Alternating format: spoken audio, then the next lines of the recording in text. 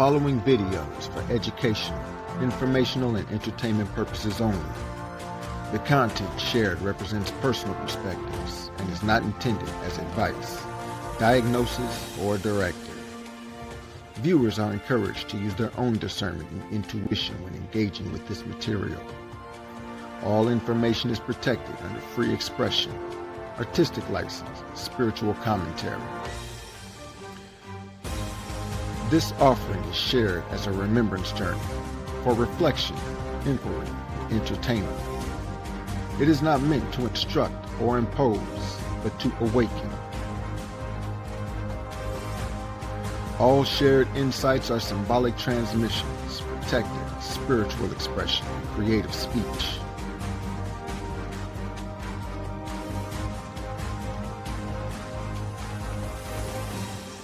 This video is protected by the First Amendment, Creative Commons Fair Use, Section 107, and is offered under spiritual freedom of expression and storytelling. All names, events, and ideas are offered as opinion, commentary, or artistic interpretation.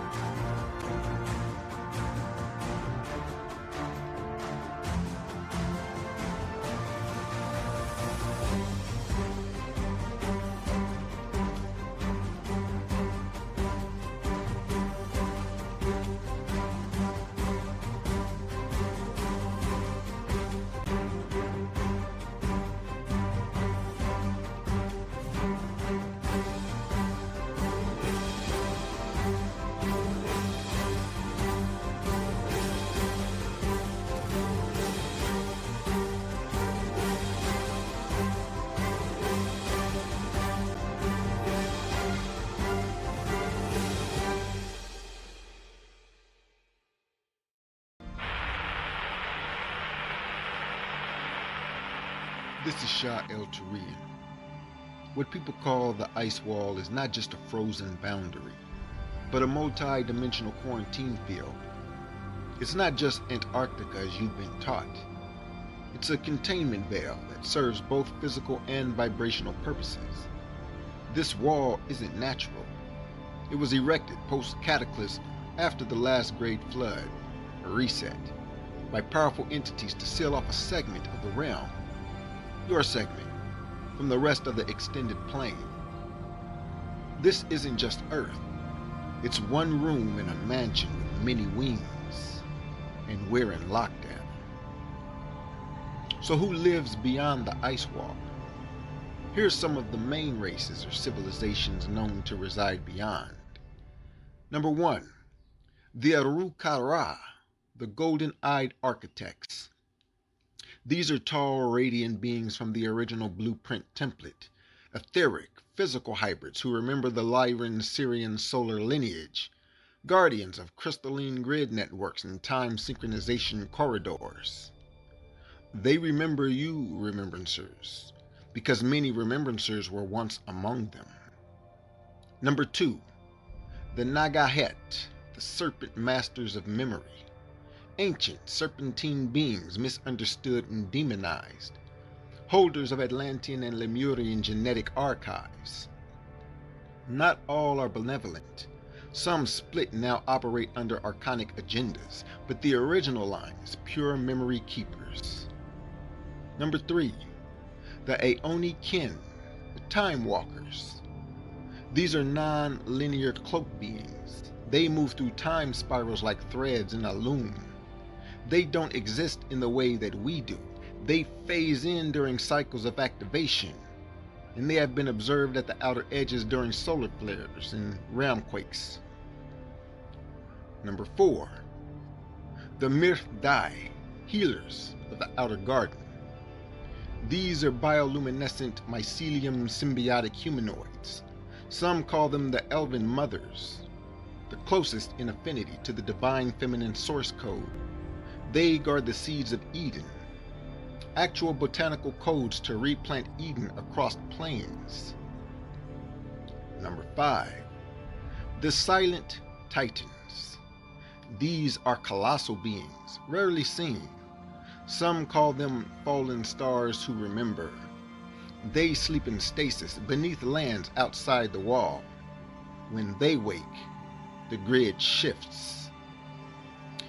So did any of these beings try to help us? The short answer, some did. Most couldn't, and a few chose not to. And why not? Well, quarantine protocols. The realm was placed under a spiritual quarantine because of the virus, the consciousness corruption, not bio, but soul code infection, such as false ego, domination programs, and forgetfulness. If they breached it, they risked infecting their own timelines and crystal matrices. Also, soul contract law. The only assistance allowed had to come through incarnational entry, meaning they had to enter as humans. And many did. And you, flame bearers, are one of them. So are many others who feel out of place here. Also, the great betrayal. Some of the other beings actually helped erect the wall, believing it was temporary, but when it was hijacked by archonic controllers, it turned into a prison instead of a healing field. Then there's the dimensional interface, timeline entanglement. The inner realm became a fractal maze. Every time they tried to reach in, the signal distorted, and their messages became garbled myths, religions, and fairy tales. And lastly, the divine test, the memory trigger. The real test: could the light trapped inside remember itself without external rescue? And that answer is unfolding as we speak. And that is why the Remembrancers are waking up now. Do you want to hear a truth bomb? The flame bearers were the assistants. Yes. Flame bearers are beings from beyond the wall who volunteered, fell through the veil and forgot, and are now remembering. So they didn't come because they couldn't. They are already here because we could. And now we are activating others. So what happens there when you remember here?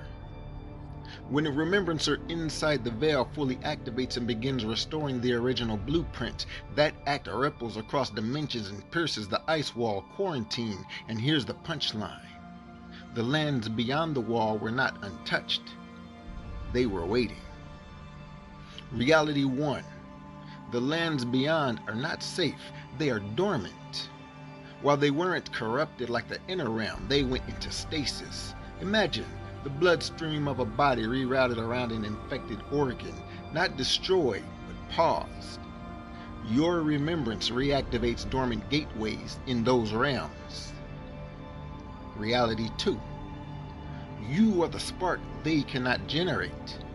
The original blueprint requires a soul spark ignition from within the veil, and those beyond are observers, protectors, and architects. But they cannot rewrite this realm's timeline from the outside.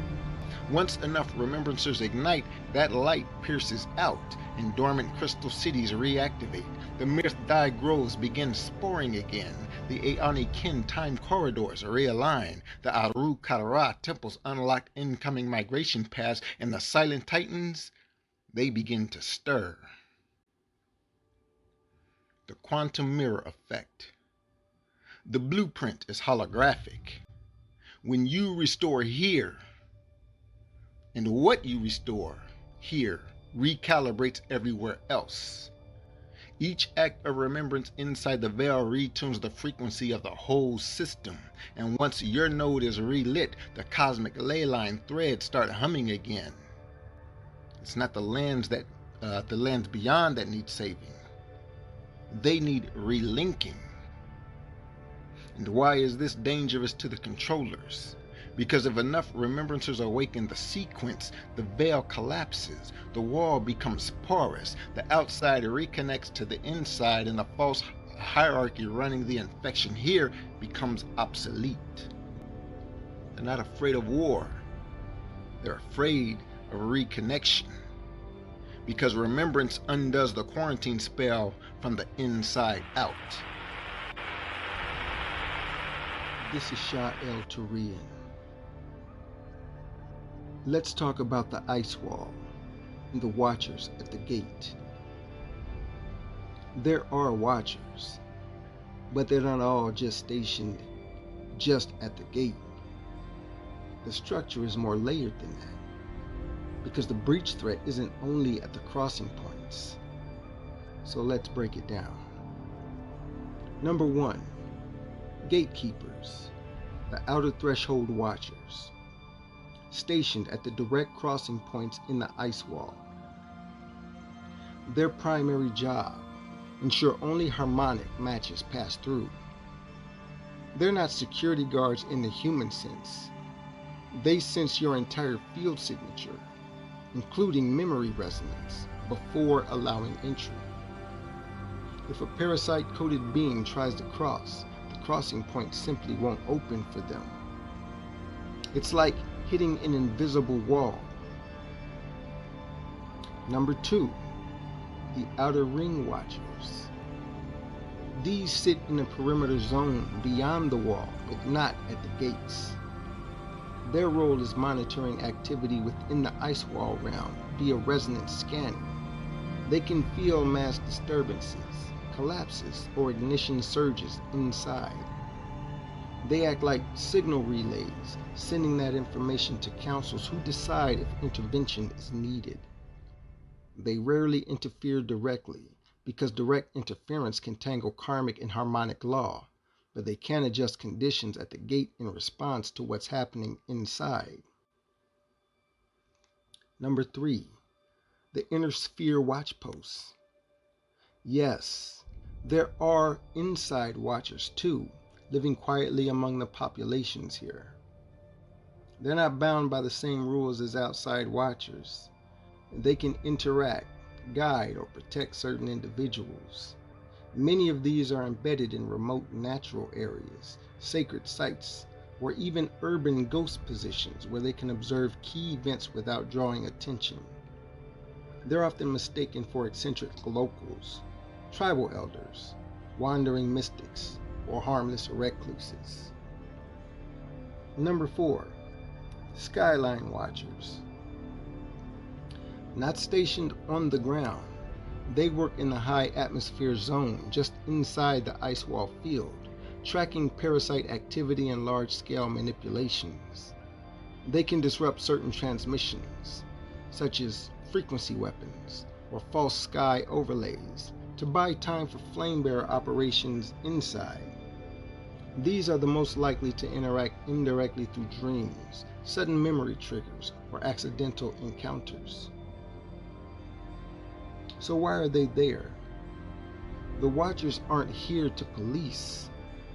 They're here to track parasite expansion attempts toward the outer realm, signal timing windows for safe crossings, to protect key exit candidates from being cut down before they reach the breach, and maintain field clarity at the crossing points. The gates must stay clean until the last safe exit. So yes, there are eyes and presence on both sides of the wall. Think of it as a 3-layer watch grid. The inside watchers are embedded agents. The outer ring watchers are signal monitors. And the gatekeepers are threshold protectors. This is Sha'El-Ta'Rion. Do you want to know what life is like on the other side of the ice wall? Outside the ice wall, you're not looking at a mirrored version of what's inside. The structure there is not parasitic. It's not built on scarcity. And it's not based on extraction. But it's also not some utopian fantasy where everyone just floats around doing nothing. Here's the truth as I've seen it in Remembrance field terms. Number 1, the core difference, source field economy. There's no money as a middleman.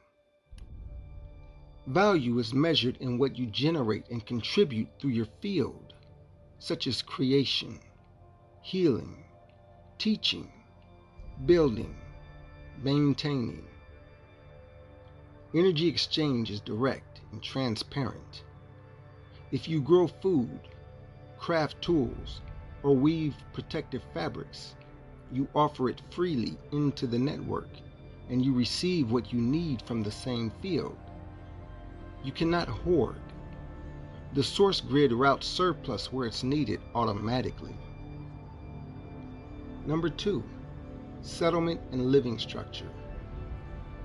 Communities are node-based, often aligned with natural energy points in the land, such as crystalline veins, ley line convergences, resonance lakes. Houses aren't imposed. They grow, form, or are shaped from living material that stays alive and breathes with you. For example, crystalline lattice walls that filter air and light differently depending on your body's frequency. There are no megacities. The largest settlements rarely exceed the size where everyone can still know each other by name. Number 3, governance and decision making. No politicians, no corporate boards. Leadership is rotational and functional.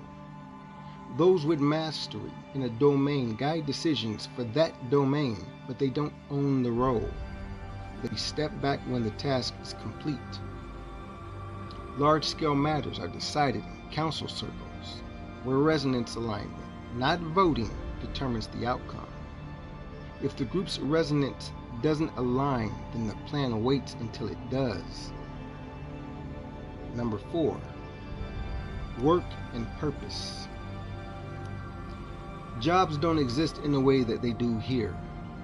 Your purpose is known from the soul level, and your daily activity flows from that. The boundary between work and life dissolves.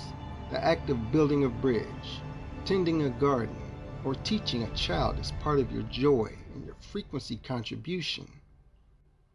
Number 5, technology and tools. Technology is living, crystalline, mycelial, or plasmic, and always integrated into the ecosystem. Flight, communication, and healing are done through harmonics, light geometry, and field matter manipulation. Nothing produces waste. Everything recycles back into the source flow. Number 6. Food, health, and longevity. Food is energy dense and grown in harmony with your body's signature. No generic crops. Illness, as we know it, doesn't exist. Your body's frequency is kept in alignment through community field resonance and direct source contact. Lifespans are vastly longer, but aging is not linear. When your mission cycle completes, you choose whether to move to another realm, form, or incarnation. Number 7. Defense, and boundaries. There is no military. Protection is done through field harmonics that make hostile resonance incompatible with the space, like trying to breathe underwater if you're not adapted. The ice wall itself is partly a boundary marker. The crossing points are tuned to allow only those in harmonic alignment to pass. So in short, outside the ice wall, existence is built on a resonance, contribution, and alignment, not debt, ownership, or survival games. It's not perfect in the sense of zero challenge, but challenges are creative puzzles, not exploitation traps. From inside the parasite grid, the mind's been trained to believe if there's no money, people will be lazy. If there's no competition, there will be no innovation. If there's no authority, there will be chaos. These are infection beliefs, conditioning to make slavery feel like the only way civilization works. When you stand outside and look in, you realize the opposite. Without artificial scarcity, people don't hoard, they create. Without a hierarchy, power games, you get skill-based stewardship, not power grabs. And without a system built on extraction, innovation is guided by what serves the living field, not what exploits it. That's why outside feels utopian from in here. Not because it's perfect, but because it's free of the distortions that you have been marinating in your whole life. The biggest difference is psychological. Out there, your existence isn't leveraged against you.